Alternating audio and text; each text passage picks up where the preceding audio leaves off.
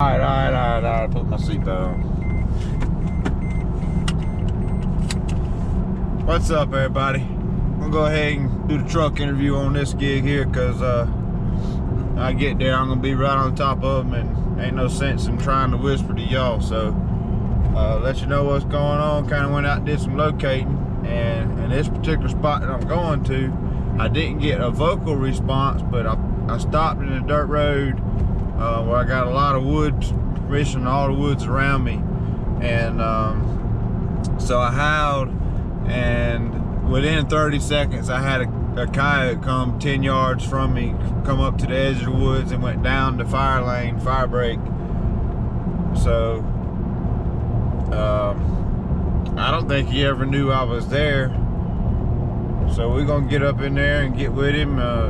I'm not terribly far from where I shot that last male with the shotgun, and I mean, this will be about the third time that I've called in this area in the last few weeks. So we're gonna be doing something a little bit different, you know, just kind of keep it changed up, going in a different way, and gonna be playing some different sounds, kind of take a different approach to the whole thing. But evidently, I mean, this coyote that's still in here, he came to the house, I mean, just quick. I mean, he was there. So, I mean, that may be all it takes, but I'm gonna go in there anyway and start with some bird and stuff like that, and see if we just can't pique his curiosity to come in there and see what's going on. So, all right, we'll see y'all on stand. I busted like a dozen deer coming in here. I put some fresh fawn on.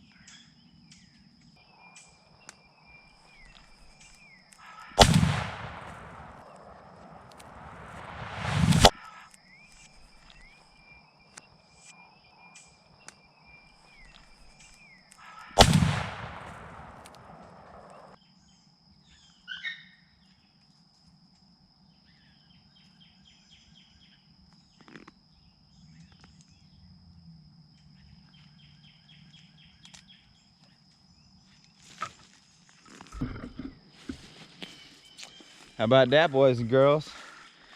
And that's how you shotgun them coyotes.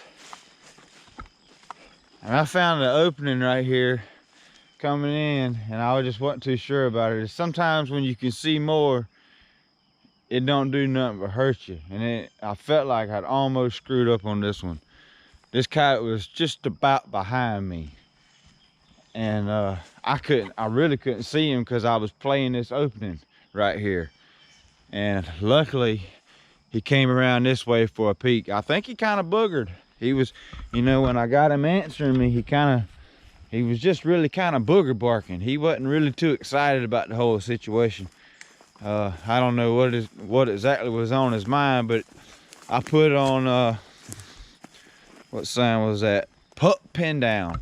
And I mean, literally, it didn't take 10 seconds of that, and this coyote was right on top of me. All right, everybody, got us one down. Pretty fun little stand. You know, started off kind of slow. Got the deer raising fuss, and then the birds. And before I howled on this pup howler. I just took this thing out the pack too, and I was trying to do some soft howls, and I pitch broke a few times. I can tell you, people, don't worry about that. I mean, it's one of them things that eats at your mind, but it's no big deal. I mean, if you listen to coyotes, they're up and down and all over the place. So we're always, when we're doing this, we're trying to reproduce those perfect howls, and ideally, I mean, the coyote really doesn't put off no perfect howls. So I did pitch break a few times, and I just kept going with it, man. But the coyote didn't care. I mean, it started howling, and we talked back and forth. I played pup pin down, and I mean, literally probably 15 seconds, 10, 15 seconds after pup pin down, the coyote was coming in looking at me. And she come in at maybe 30 yards. I was trying to get her a little bit closer for that footage, and she locked up and looked at me. So dropped the hammer on her, run some apex through her, end the story. See y'all on the next one. Bye.